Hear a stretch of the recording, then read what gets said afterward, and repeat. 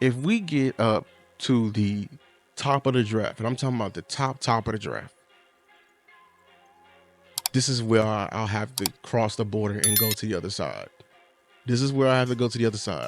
I'll cross the border from trenches to weapons. Trenches to weapons. But it's not like you think.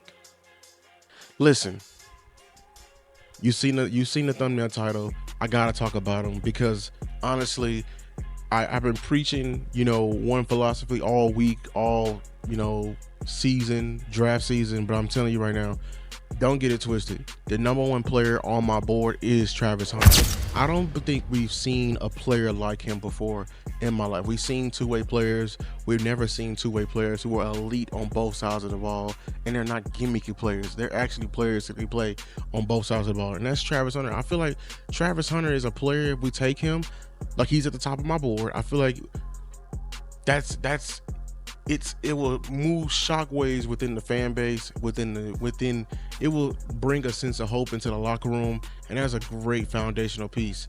But I'm gonna be honest with y'all, I'm not on the same wave as everyone else. I want to play Travis Hunter at corner. I do. I don't want to do it full time, but I think he's more natural at corner. Listen, if we draft him and play him at receiver, like I will want him to. In my word, I want him to be the wide receiver 4 or the wide receiver 3. I want him to play. I believe he can still play both sides of the ball, just like on a 70-30 basis in the league. But I really want him to be corner, and I wouldn't be mad if it was the other way around because this guy is that dynamic, and whatever way he go, I know he's going to be a great player. But why do I want him to be cornerback? When I watch this kid, y'all, teams are avoiding him. I'm talking about he's taking away an entire side of the field. And why is that? Well, when you turn on the tape, back when they were, trying him, this man was taking what he learned from wide receiver and applying it to what he did at DB.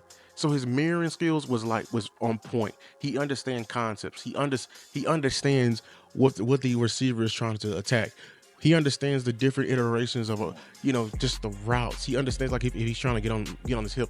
Very rarely I see people run away from this man across field, over routes and everything like that. And he's not shortly behind. But he's hip to hip on a lot of these routes with these guys. Very sticky on these routes. And I'm looking at that man, he's going to be a hell of a corner, and he has the pedigree. He's been getting coached by, in my opinion, the best defensive back of all time, Deion Sanders, and he's a very good coach at coaching up defensive backs, Deion. And he's been learning all the tricks and bells and whistles and everything like that. And Deion is coaching somebody who had the same, or if not better, talent than he did at this point in age. I'm just saying, he has all the tools and capable. Everyone's looking at me, probably going, "You man, I want him at receiver." I'm not mad at you. I'm just giving my 2 cents. I'm telling you right now, he will be a hell of a receiver, but I think he will be even better corner. He's also he's a frail build, right? I've seen it constantly. Many times, this kid comes up and make a tackle, and he's not afraid to do it. He is not afraid to get his face mask dirty. He will come up and make the open tackle. Too many times they'll motion him over, thinking they're creating a one-on-one matchup and trying to get him outflanked, get him to the flats, and they think they're trying to put their best receiver on him or put a receiver on him, and thinking just because he's frail, he's not going to make the tackle. The kid comes up and he wraps up like it's no one's business and gets up and do it all over again. Then he's making the highlight plays that you probably seen us, been all over Twitter. I still think about that Baylor game when it was in overtime and they were about to win. This kid comes up and makes the game-saving tackle that forces a fumble. Crazy.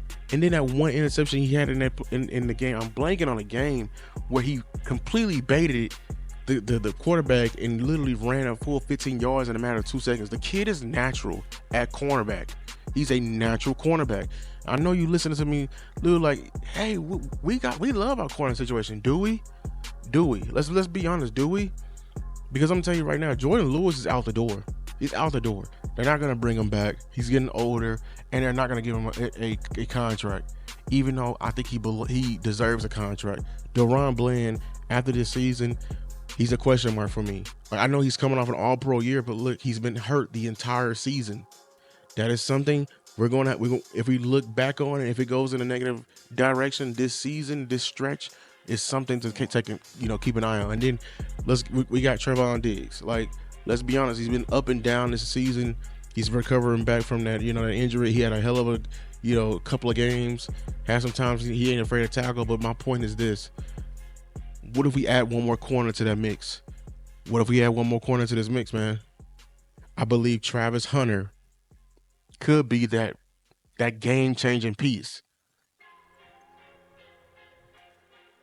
They drafted Kalen Carson last year. Showed an injury. He hasn't really showed it. Maybe this is the guy right here. We shore up the DBs for the future. This is a weapon. This is a weapon. You talking about shoring up and protecting, the passing defense. I understand we're not addressing the run defense. Let's address that in the free agency. But this kid right here, I don't care where you play him. Pick him. If we get in the top 2 or 3, if we get top 1, I'm trading back to 2 or 3 and still taking him. You feel me? I just feel like he's that type of player. He's that caliber of player. We have never seen anything like this. He comes in, he helps us immediately. He is a dynamic player, and I wish he can have that star on his helmet. That's been my time, Cowboys Nation. I appreciate it. Make sure to like and subscribe to the video. We are so close to 1,000 subscribers. Like I said again, we are so close to 1,000 subscribers. We are less than 40 subscribers away. Thank you so much for watching. Until next time, peace.